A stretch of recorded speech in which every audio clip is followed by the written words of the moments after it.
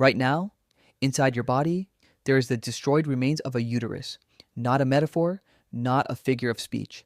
At around 6 weeks after you were conceived, your body built the precursor to a uterus, the same tissue, the same structures, the same biological blueprint that exists in every female, and then chemically dismantled it, cell by cell, before it could develop.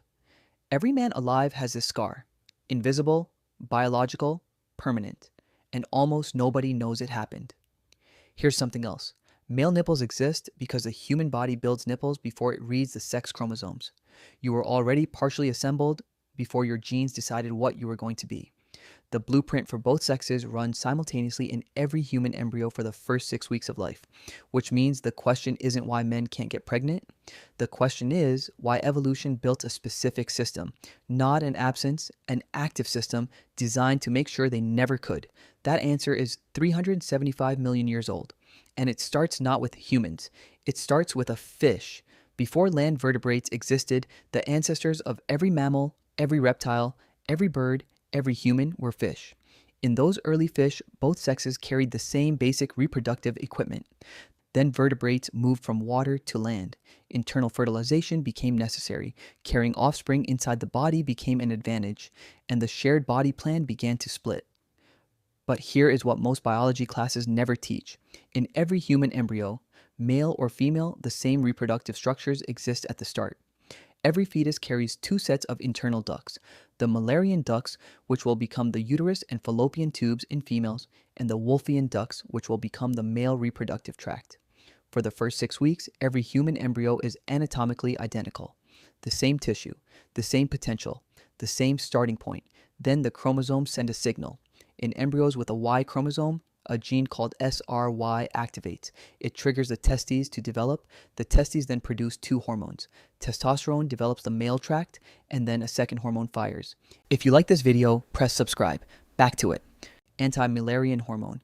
It does exactly what the name says. It finds the Mullerian ducts, the tissue that would have become a uterus, and destroys them systematically, completely, before they can form.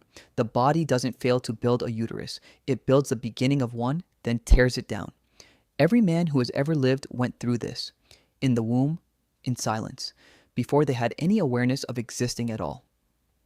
So why would evolution maintain this destruction process for 300 million years across every placental mammal on Earth? The answer is cost. A human pregnancy requires approximately 80,000 extra calories over 9 months. It restructures the cardiovascular system, the immune system, the skeletal architecture, the hormonal environment. A pregnant body is doing more sustained metabolic work than almost any other human physiological state.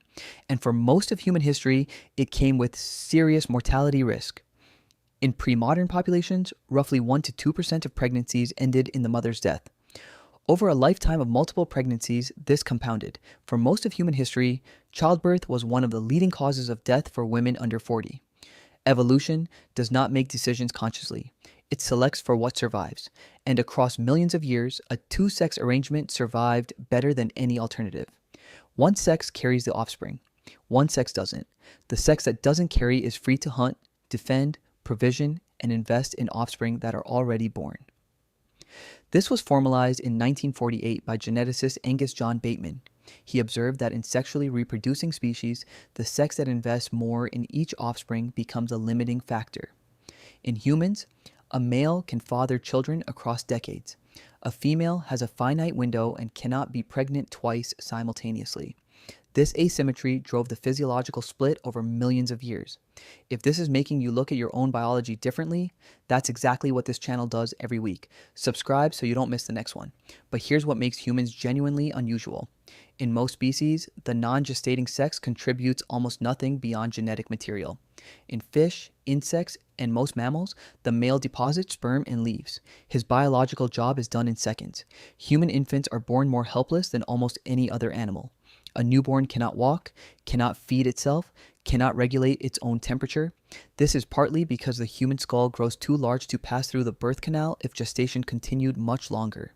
So human babies are born developmentally early, needing years of intensive external care before approaching independence.